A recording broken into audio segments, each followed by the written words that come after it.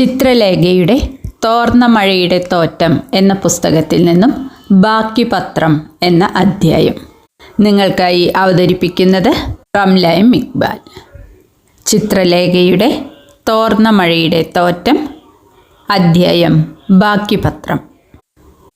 അമ്പലത്തിലെ ആൽത്തറയിൽ കണ്ടുമറന്ന ഒരു രൂപം. നീണ്ടുമെലിഞ്ഞ കൈകാലുകളും ദേഹവും, നീണ്ട മുഖത്ത് ഒരു നേർത്ത പുഞ്ചിരി. ആരായിരിക്കാം ഇത്? എൻ്റെ ചിന്തകൾ തുടങ്ങും മുമ്പ് അവർ മെല്ലെ എഴുന്നേറ്റ് നിന്ന് സാരിയുടെ മുന്താണിഞ്ഞൊറികൾ സൂചിയിൽ അടുക്കി വെച്ചത് ഒന്നുകൂടി ശരിയാക്കി. ചപ്രച്ച നീളം കുറഞ്ഞ നരച്ച മുടി പിന്നിലേക്ക് കെട്ടിവെച്ചിരുന്നത് ഒന്നുകൂടി മാടി ഒതുക്കി. നേർത്ത പുഞ്ചിരിയോടെ എൻ്റെ അടുത്തെത്തി. "നിക്കൊരു ഐസ്ക്രീം വാങ്ങിത്തരുമോ?"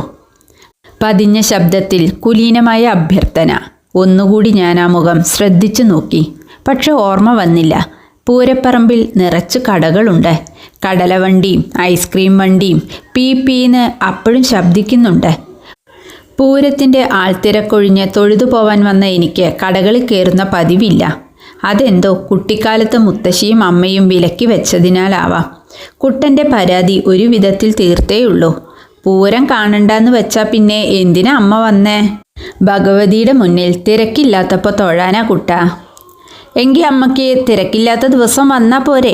നീരസം കലർന്ന ചോദ്യമെന്നറിയാം. തർക്കിക്കാനും കൃത്യം ഉത്തരം നൽകാനും ഒന്നുമില്ല. പക്ഷേ കുഞ്ഞു മനസ്സിൽ ബാല്യത്തിൽ ഏൽപ്പിച്ച ചില വിലക്കുകളുണ്ട്. അത് കാലത്തിനൊരു പക്ഷേ മാറ്റാനാവാത്തതാവാം. തിരക്കൊഴിഞ്ഞ വഴികളിൽ സഞ്ചരിക്കാൻ ഇപ്പോഴും ഇഷ്ടപ്പെടുന്നത്. ഒന്നുകൂടി ശ്രദ്ധിച്ചു നോക്കിയപ്പോൾ കണ്ടുമറന്ന ഒരു മുഖം പോലെ ആ രൂപത്തിന്.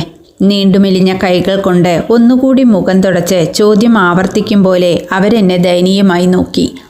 കുട്ടിത്തം കലർന്ന ചിരിയും ഭാവവും. ഏകദേശം 55 വയസ്സായി കാണും അവർക്കെന്ന് തോന്നുന്നു. 5 വയസ്സിൻ്റെ നിഷ്കളങ്കതയല്ലേ ആ ചോദ്യത്തിലെന്ന് എനിക്ക് തോന്നി. പേഴ്സിൽ നിന്ന് 50 രൂപ എടുത്തു നീട്ടി സ്നേഹത്തോടെ ഐസ്ക്രീം വാങ്ങി കഴിച്ചോട്ടെ അവരെന്ന് കരുതി. പൈസ തിരിച്ചും മറിച്ചും നോക്കി ചെറുചിരിയോടെ അവർ പൂരപ്പറമ്പിലേക്ക് പോയി. കുറച്ചു കഴിഞ്ഞ് തിരിച്ചെത്തി ആൽത്തറ ചുവട്ടിൽ വീണ്ടും ഇരിപ്പായി. അതിനിടെ പഴയ സുഹൃത്ത് ജയയെ കണ്ട് വിശേഷങ്ങൾ പറഞ്ഞിരുന്നു. അവളോട് സംസാരിക്കുമ്പോഴും എൻ്റെ ശ്രദ്ധ അവരിലായിരുന്നു. ഇടയ്ക്കിടെ സ്വയം ചിരിക്കുകയും മുടി മാടിയൊതുക്കുകയും ചെയ്യുന്നു അവർ. ജയയുടെ സംസാരത്തിൽ ശ്രദ്ധയില്ലെന്നും എൻ്റെ നോട്ടവും ചിന്തകളും അവരിലാണെന്നും മനസ്സിലാക്കിയാവാം അവൾ ചോദിച്ചു, "അമ്മിണിയോപ്പോളെ അറിയില്ലേ നിനക്ക്?" ഞാൻ അവളെ നോക്കി. "നമ്മുടെ ഭാര്യത്തെയാ?" ചിന്തകൾ ചികഞ്ഞ് ഞാൻ മൂളി. വർഷങ്ങൾക്ക് മുമ്പ് ഉത്സവകാലത്ത് മാല കെട്ടാനിരിക്കുന്ന, സ്വയം ചിരിച്ച് എന്തൊക്കെയോ സ്വയം പറയുകയും ചെയ്യുന്ന ഒരു ധാവണിക്കാരി എൻ്റെ ഓർമ്മയിൽ തെളിഞ്ഞു വന്നു. "പറയൂ ജയ." "എന്താ ചെയ്യ ചിത്ര, 4 ആങ്ങളമാരുണ്ട്. അമ്മയും അച്ഛനും പോയപ്പോൾ അവരെ നോക്കാൻ ആളില്ലാണ്ടായി. രാത്രി അസമയത്തൊക്കെ റോട്ടിലും സെൻറ്ററിലും ഒക്കെ കാണാം. ആർക്കും ഒരു ശ്രദ്ധയും ഇല്ല." എൻ്റെ മൂളലിൽ ഒരു നോവിൻ്റെ നനവ്. ഒന്നിനും പ്രാപ്തിയില്ല. വെക്കാനും ഉടുക്കാനും ഒന്നും നേരെ അറിയില്ല. എൻ്റെ ഭാഗത്തുനിന്ന് നല്ല ശ്രമം ഉണ്ടായി. ചികിത്സയ്ക്കായി പിരിവൊക്കെ സംഘടിപ്പിച്ചു. എന്നിട്ടെന്താ? ആങ്ങളാർ ഉപകാരത്തിനില്ലച്ചാലും സമ്മതിച്ചില്ല. സ്വത്തൊക്കെ ഉണ്ട് കുട്ടിയെ, പക്ഷെ ഒന്നും വേണ്ട രീതിയിൽ അറിയില്ലാലോ. ഒരു പ്രാവശ്യം ആളെ കൂട്ടി വീടൊക്കെ വൃത്തിയാക്കിച്ചൂടോ. പക്ഷേ സങ്കടം തോന്നി. അട്ടിക്ക് പൈസ അവിടെ എവിടെയും വെച്ചിരിക്കണു. പുതിയ ഡ്രസ്സുകൾ, അടുക്കള സാധനങ്ങൾ പൂത്തുപോയത്, അങ്ങനെ പൊടിയും ചെളിയും പിടിച്ച തുണികളും പാത്രങ്ങളും. സങ്കടം വന്നുട്ടോ. അയ്യോ കഷ്ടായി. എന്താ ചെയ്യുക? കാര്യമില്ലടോ. വീണ്ടും ഒക്കെ പൊടി പിടിച്ചു. പിന്നെ നമ്മൾ സഹായിക്കണതും നേരെ നടത്തണതൊന്നും ആങ്ങളാർക്ക് ഇഷ്ടമില്ല. അവർ വഴക്കിന് വരും.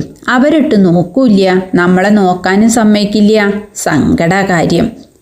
ഇത്രയും പറഞ്ഞപ്പോഴേക്കും അവർ ആൽത്തറയിൽ നിന്ന് നടന്ന് ഊട്ടുപുരയുടെ വാതിൽക്കലെത്തി. ജയ അടുത്തെത്തി ചോദിച്ചു, "ഓപ്പള എങ്കടാ?" "ഊണ് കഴിക്കാനാ." "എങ്ങനെ പോവുക തിരിച്ച്?" "നാരായണ ഉണ്ടല്ലോ."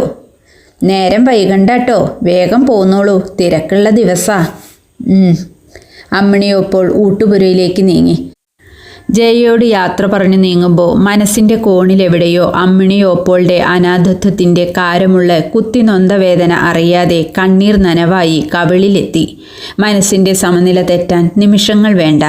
എന്തു ചെയ്യാനാകും എന്നറിയില്ല. നിസ്സഹായതയുടെ നിശബ്ദതയിലേക്ക് ഇരുളടഞ്ഞ വഴികൾ തുറക്കും പോലെ വീണ്ടും വീണ്ടും അവർ പോയ ദിശയിലേക്ക് കണ്ണുകൾ നീളുന്നു. ചിത്രലേഖയുടെ തോർന്ന മഴയുടെ തോറ്റം എന്ന പുസ്തകത്തിൽ നിന്നുള്ള ബാക്കി പത്രം എന്ന അധ്യായം ഇവിടെ അവസാനിക്കുന്നു. നന്ദി.